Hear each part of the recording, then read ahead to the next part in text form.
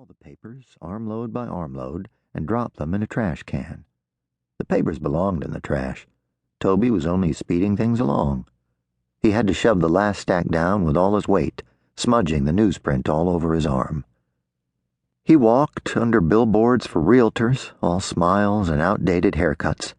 He passed power pole after power pole, each smothered in tacked flyers, runaway dogs, stolen ATVs, missing bikes. None of these things would be heard from again. In Citrus County, you couldn't keep anything unless you had a good hiding spot for it. Toby wouldn't have minded walking all night, clearing his mind of everything. He wished he could skip the next years of his life, skip to the point when he would be his real self, whatever that would be. All the pale fascinations of his classmates, music, drugs, cutting themselves, sex, meant nothing to Toby. Drugs were pathetic, flirting, degrading. Toby was in the doldrums. He was killing time. The gas station. Scant light scarring the sky. Toby planted his feet and took a full breath, the air tart with petroleum. He saw the payphone over near the air and vacuum. He was as weak as ever. Anything could make him weak. The wrong smell, the wrong tint in the sky, thinking about all the dragging afternoons he'd endured in his lifetime and all the afternoons to come. He was addicted to petty hoodlumism. He rested what was left of his soda on the metal sill, picked up the phone, dropped in coins, and dialed a number at random. A man with a northern accent answered, and Toby asked him if he believed his life was worth a damn, if he honestly believed anyone liked him. "Who is this?" the man said, eager, like he got prank calls all the time. "Nobody you'd understand," Toby told him. "Pay phone," the guy said, apparently reading his caller ID. "At the Citgo," Toby said. "The Citgo? Tell you what, smart guy.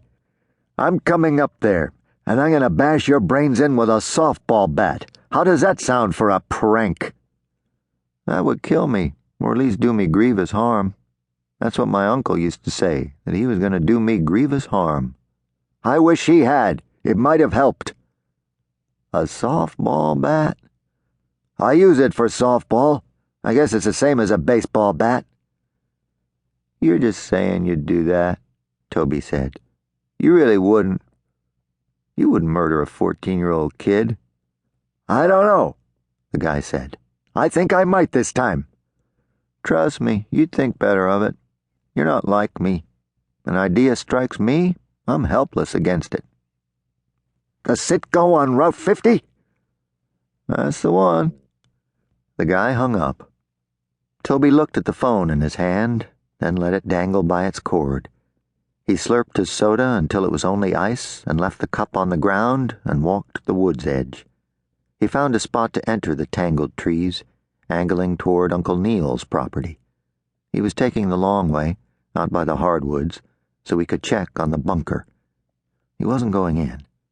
He only went in when he wanted to stay down for a long time. He liked to walk by, to see that the bunker was undisturbed. He didn't know whose property it was on. He'd been through that part of the woods 100 times before he'd found it. 100 times walking right past the bunker as he tromped through that hard-duned, no-man's-land, jumbled kitty corner to Uncle Neil's property. The bunker, with its ancient boards pushed in and cracked by tree roots, with its stench of hands and tarnished, with its muddy, mushroomed hatch door which had opened with a moist whiff and then a deafening silence.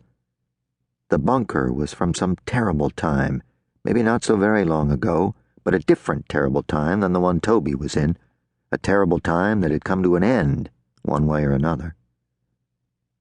Toby had a folding chair down there that he dragged from another part of the woods, and matches and candles and water. When he went down, he did nothing.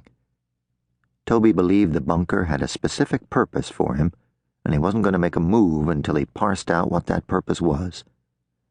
He wasn't going to hoard dirty magazines or fireworks or pretend he was camping. He didn't do a thing but sit in the chair and smell the smells. Sometimes he smelled vinegar.